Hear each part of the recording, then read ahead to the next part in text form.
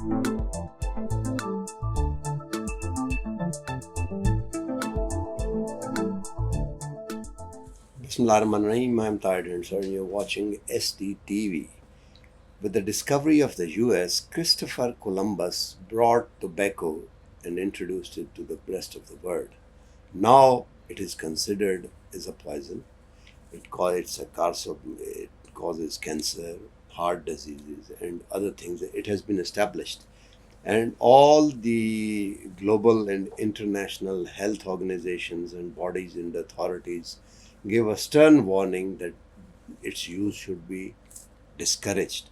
But in the corporate world, the manufacturers have huge profit out of that. And that is the war that is being waged successfully or unsuccessfully, or a protracted war globally.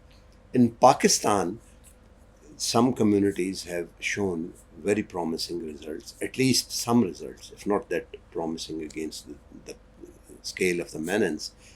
And one way of discouraging tobacco is to impose tax them through fiscal means. And now the budget is coming, and obviously the taxation can go away, or it can increase, or it can remain in the current slab, and that is going to have a great and huge impact on the things, or the efforts which have been previously put into it. We have today with us Dr. Waseem, who has done a lot of work on this during the last couple of years with considerable success which he can show. Which he can showcase. Dr. Waseem, very warm welcome. Thank you very much, sir. Say a few sentences on what I've just said, and then we can rumble on some details.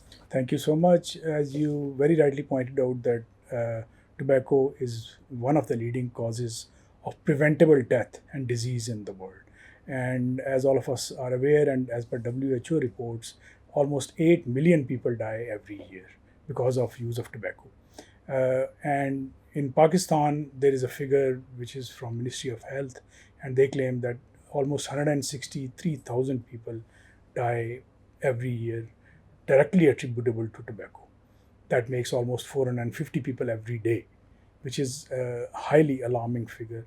And there are STPI and other CSOs who are working in controlling and finally bringing an end game to tobacco in Pakistan. And we hope that the government is supportive of our efforts, and we can come up with something substantial. The punitive tax which has been imposed on this product right now, do you think it's enough, or the bar should be raised further? Yeah. So first of all, we need to see that the taxes, the main aim of this tax is, one, to support public health, and second is to generate revenues for the government. But unfortunately, in not only in Pakistan, in many low and middle income countries, we have noticed that people are more worried about the revenues as compared to diverting this money for the public health. This excise duty, which is applicable on all the products around the world, that is basically a punitive tax, and that must end up a reduction in consumption. So if it fails to bring that outcome, that means that the tax is not sufficient. And unfortunately, SDPI has conducted a modeling also. Unfortunately, we observed that the rate of tax which was applicable on the tobaccos in 2015, it's almost the same today because of the purchase power parity, and of course people have higher income now as compared to 2015, but affordability remains the same. So there was a few legal implications and the legal sort of restriction on the selling of tobacco. Are there any brands or some sort of entities who are violating it? Okay, so as you are aware that the tobacco taxes in Pakistan, they were first applied in 2005, and our baseline Finance Act is 2005. After that, whatever changes are being made every year or from time to time, they are made in that Finance Act of 2005. The 2005 Act very clearly states that the price of a pack of cigarette of any brand, if it is say 100 rupees on 30th of June, it cannot be changed on 1st of July. So when the government is applying taxes, they get the current prices, and then they apply the taxes because prices are applied by the tobacco industry. Now, in case of in one particular case, what happened was that in Pakistan there is a brand named Benson and Hedges that was being sold, and that's a premium brand, which is higher brand. And what the industry did was that they first discontinued it a few weeks or a few months before the budget, and then relaunched it in the lower tier. Resultantly, what happened was that the tax they were paying for a premium brand, which is higher, which is 330 rupees per pack, they ended up paying 101 rupees tax, which is lower bracket tax, and that raised a lot of alarm, and that gave a lot of financial hit to the government as well in their revenues. We raised this aspect, and then the finance Ministry of Finance as well as FPR, they issued show cause notices to the tobacco industry, to the manufacturers. But as yet, I mean, this happened last July, but it's been almost a year and nothing has happened, and nothing substantial. That amounts to cheating or evading taxes. It is a simple violation of your existing rules, and that is what has happened. Tax evasion as well. Exactly. Exactly. Through some mechanism. Exactly. I don't know what is the situation now. When we were in early days of our career, we would hear, there was an argument always that if you impose taxes through fiscal mean, that give rise to counterfeits. Okay, so this is also a very big argument which is put forward even now by tobacco industry, and we have calculated, and through our modeling and through the modeling of our partners, they have calculated that almost 83% of the smokers, they use the cheap brands. Cheap brand or counterfeits? No, cheap brands. And these cheap brands are basically registered with FPR as well. There are 29 companies which have been registered, and they have registered their brands also. So now, if the government slacks on its monitoring and enforcement, and then the same companies, they start producing counterfeits and start selling it without the stamps, then we cannot blame the smuggling, because we have multiple partners have carried out a study. In one of the latest studies by WHO, the total amount of counterfeits was 34%. And in another study by PIDE and other partners, they concluded it's 15.9%. So whereas the tobacco industry claims that it's more than 50% or 45 to 55%, which is preposterous, and it cannot be true. So this is basically a tactic to put the pressure on the government so that they should not increase the taxes. In fact, they are demanding that the taxes should be reduced. Now the budget is government. I know the budget is being prepared. The government is working on it, and it is almost bottom up. Exactly. The way they prepare it, and the first thing is the fiscal side. So what do you suggest? Okay, the government should increase tax on that, or what should they do? Okay, compared to the last tax raise on tobacco, which happened on 14th of February 2023, in which government imposed very high taxes, 156% tax on tobacco products. So after that, there was no change, and even last year, the government actually changed the threshold price, which clearly benefited tobacco industry, because if the threshold price was 9,000 and you made it 12,500. So the cigarette prices, which are between 9,000 and 12,500, they are not going to pay any additional revenue to the government. That benefit is going to go to the tobacco industry.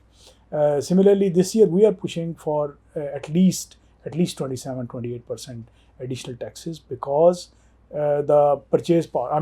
Your income, your economy has gone up. Your income has gone up. Yeah, purchasing power parity. Exactly. As they say. So that. If we keep that factor in mind, then we need to increase it this much. Otherwise, cigarettes will become more affordable, and more people will die or contract disease because of tobacco. Do you think that, it's a very layman's question, do you think that instead of fixing a threshold or something, there should be some blanket taxation? Exactly. This is one of our major arguments, that there are two tiers currently. One is premium brand, and the other one is the economy brand or the cheaper brand. We do not have any scientific evidence.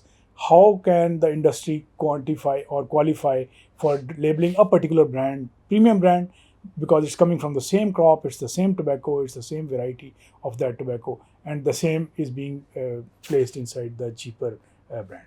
So there are many countries who do not have any tier system.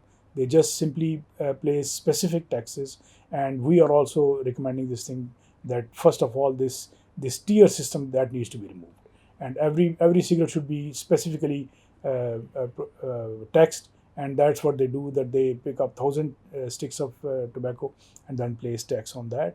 Currently on the economy it is 101 rupees for the economy pack, whereas for the premium it is 330. Or another observation is that there is a huge gap between these two.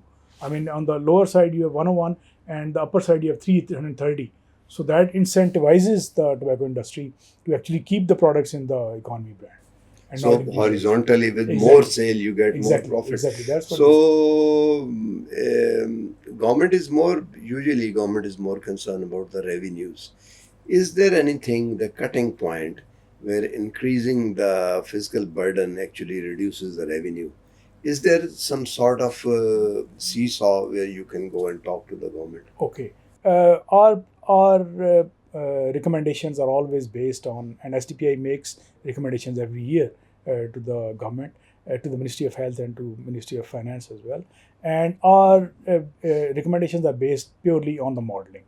And we find that there is a huge gap. The WHO recommends that there should be 70% taxes. I mean, if a pack of cigarette costs 100 rupees, 70 rupees should be the tax, and 30 rupees should go to the cost and transportation and manufacturing cost, etc.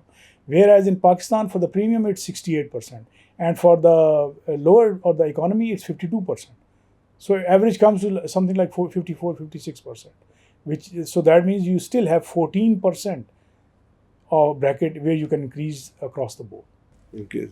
So what are your practical suggestions for the budget? What should it be? Yeah, I think like I said, that at least 27% taxes should be increased, just to keep the affordability at the same rate, because anything lower than that is going to Increase consumption. increase consumption, which is detrimental to the public health as well, and that's not what we want in excise taxes. Yeah. Excise taxes should actually reduce the consumption. Yeah. Thank you very much. Thank you. And I think it's a great cause as well. If you are saving the health of the nation and the general, especially the youth, because it starts from there. Right. So the bottom line is that cigarette is accepted as a menace. It's not allowed to in the airports, in the open premises. But, in capitalism, the corporate interest is cruising its way through all this. How long it's going to take, and when some sort of agreement is reached where they come to terms with the actual that should be, that is must to be seen. And it all depends on the effort of the government, sincerity of all the particles, and on the success of the narrative that the workers, like we just talk to them, they succeed in building it. That's all for today. Bye for now.